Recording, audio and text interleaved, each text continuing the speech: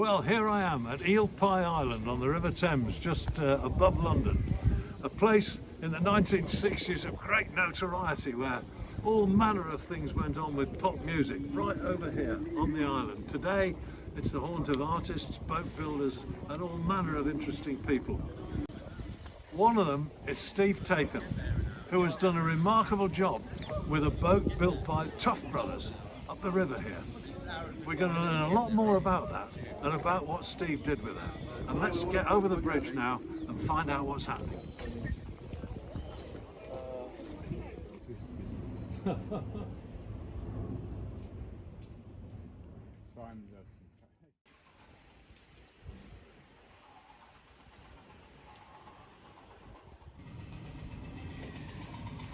Well, here's the boat, Tough One.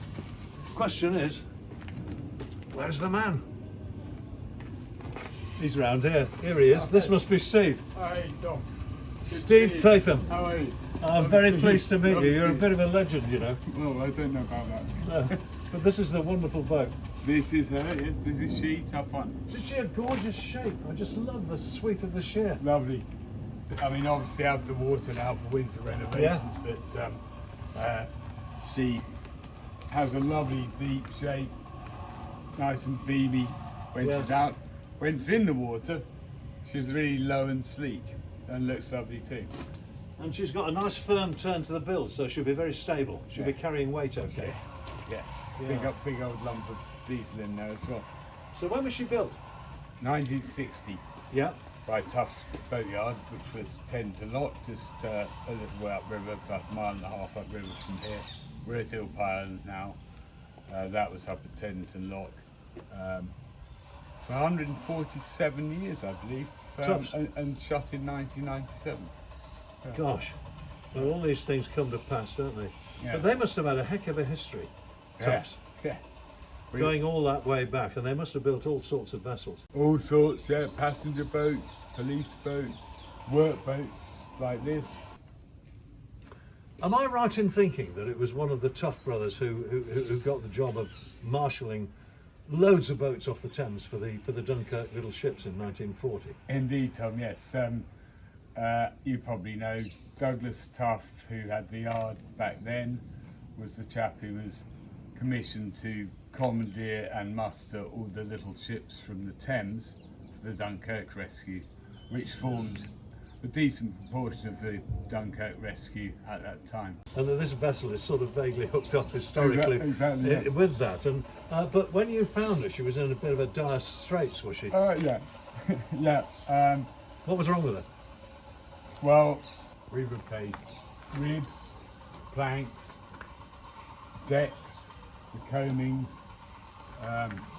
It's a fantastic job. I mean, the topsides are amazing. They do you credit, I've got to say. Well, I did have a ship's carpenter involved who likes to remain private, but he helped me with a lot of the important carpentry. Well, he must be well pleased, because there's a lot of fancy yacht restorations that would like to look as good as that. I tend to do the paintwork, that I'm happy with.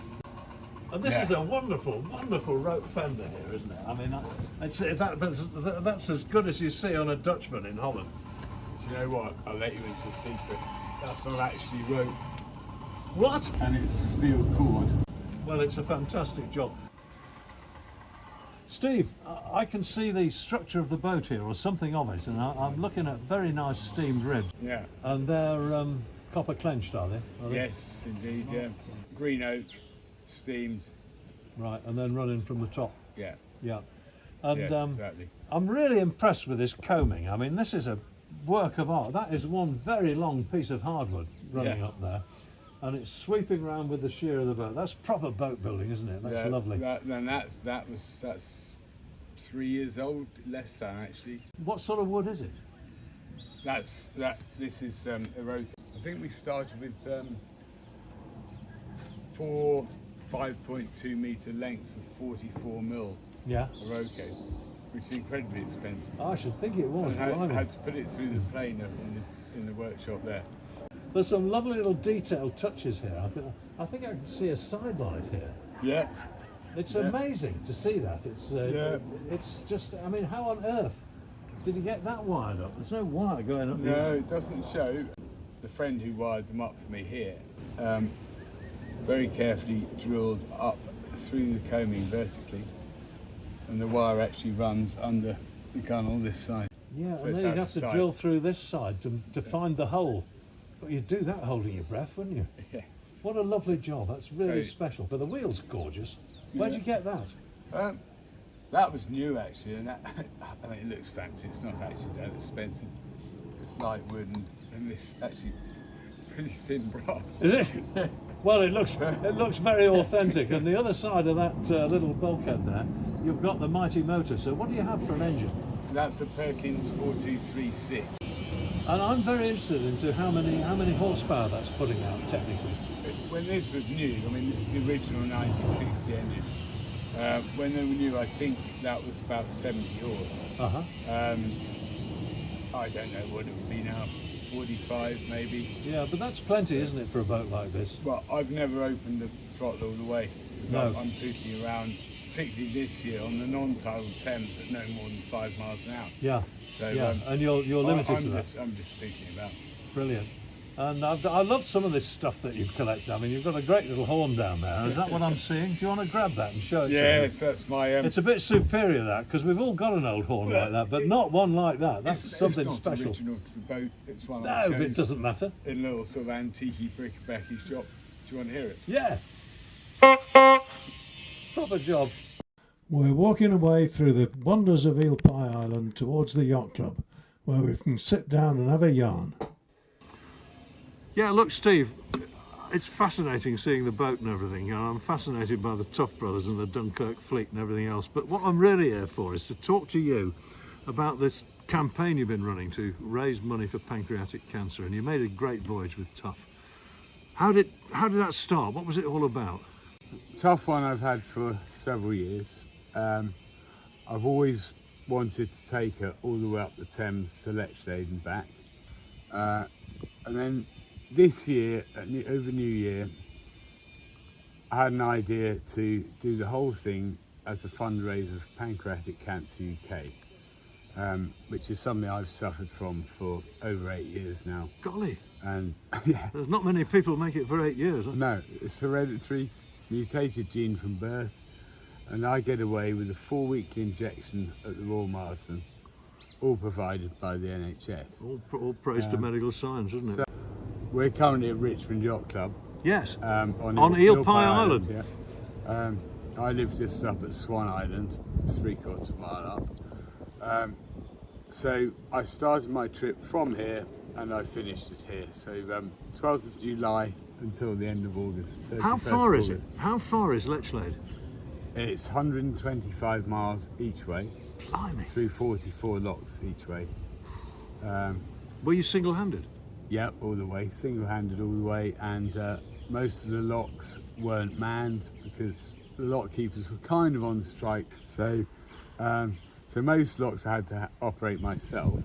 The river this year, at least in the early part, was quite quiet. So most of the time I was on my own at the lock. So you're then having to moor up before the lock at the mooring, waiting, landing. Go up to operate the lock, open the gates, back to the boat, drive it in, tie it up rudimentarily, operate the lock, shut the gates, raise the lock or lower it on the way back, get back on, drive the boat out, then moor up again to put the lock back to how it was when you got there. And how many times? It's 88 locks in total, up and down, 250 miles. Goodness me. Well, that is some trip, isn't it? Yeah, and I was sleeping in the back of my open boat with a sort of rigged up makeshift canopy and an inflatable mattress, which Oh, went, lovely. which went Charming. down during the night. Oh, dear me. Oh, dear me. All an adventure. The wonders of science. And were there a lot of pubs along the way where you could stick your head in and get a bite to eat? And... Often where I moored up was at or very near a pub, because an open wooden boat, I didn't have even a gas burner to make a cup of tea or coffee in the morning. So I'd find a light bite when I could in the morning and have to have a pub meal every night. which is obviously at my own expense, so I did spend quite a lot of money Yeah, doing I bet it. you did, yeah. But the whole point was to raise money and awareness as far as possible for Pancreatic Cancer UK. How did you raise the money then? How did that go on? Because you're still raising it, aren't you? Still raising it, yeah. Fundraising is currently with gift aid around 11,700. Well done. The yacht club here have been wonderful this year, and it's still open. I'm not closing it this year. So what's the scenery like as you go up there? I suppose it's a mixed bag, but It's fabulous actually. You've still got 24-hour moorings. what's a 24-hour mooring? Because for those of us from the sea, we don't know much about this. That means you can moor up free of charge, usually free of charge, Yeah. or for a small fee, for no more than 24 hours. I see. As you get further up, certainly beyond Oxford and the river narrows, it was somewhat overgrown. There were places I was weaving between willow trees where the river should be 40 or 50 foot wide. Yeah. There should be a 24-hour free mooring there, and you can't get within 20 feet of the bank. Wow. But that's all part of the adventure until you're right in the middle of a thunderstorm at the helm and nowhere to go. Oh dear. So is the river as you go up there? Is it what we call a navigation, that you actually navigate on the river, and then when there's a big rise or fall, you have to get out into the locks on the side? Is that how it works? How does it work? No, the Thames is navigable as far as Lechsted. The locks are to maintain the flow level. Okay, so if you had, it's roughly 215, 220 feet rise from here to Lechsted. Uh-huh. So if you had that all coming downhill in one go, or one lock at the end, 220 feet deep. Yeah, it would be ripping along, wouldn't it? So hence you've got a number of locks, each of which has a weir going round it for the natural flow to dispense elsewhere. Yeah. I see. So the lock is actually across the navigation of the river, and there's a bypass for the water should it need it. Yeah, each lock has a weir, Right. which you avoid like the plague. Yeah. If you're on a Oh, God, I bet you do, yeah. particularly a Oh, no. 28-foot 1960 wooden boat. No, you wouldn't want to bump on that, would you? No, you wouldn't. So you use the locks, and that's your route. Well, I think it's brilliant that you're doing what you're doing, because it's not just the money, is it? It's the awareness. Yeah. I'm a prostate cancer survivor, and I'm really I impressed. didn't know that. Well, I don't look like that. Well, I'm like you. I'm living my life and everything. Aren't we lucky? Well, get on with it. What Yeah, else you gonna do? absolutely. And but the point I was making was that in recent years there's been a huge surge in awareness of this, so that people can get diagnosed early Yeah. and be in with a chance. Well, that's the point. I mean, I'm really lucky. Mine was found accidentally, and it's hereditary, which I didn't even know it could be. No. I have a mutated gene from birth, and we don't know which parent because I have history both sides of the family. God, you've got of no chance. pancreatic cancer. But I was 50 when I was diagnosed. I'm now 59. It's been 8.5 years, just about. And the point is, there are two kinds of pancreatic cancer. I haven't got the worst kind. Okay. You keep seeing adverts. Most people diagnosed with pancreatic cancer are dead within 3 months of diagnosis. Not necessarily the case. It depends what kind you have. Well, there you are, and this is the sort of knowledge, people need to have this, because they think they might have it, they get terrified, they block it out, and they don't go and get diagnosed.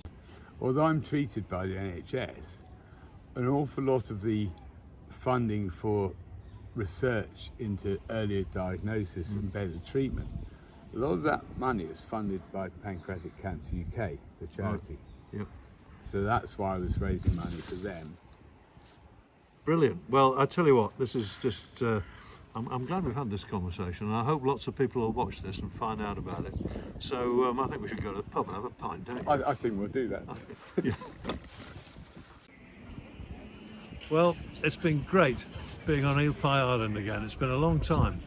And what an inspiration. Learning about the Tough Brothers and seeing that great boat, and what a wonderful job Steve Tatham did. But he did more than just restore a boat, didn't he?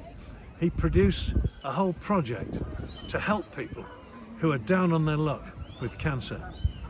It just shows what you can achieve if you don't give up and you do something for other people while you're at it.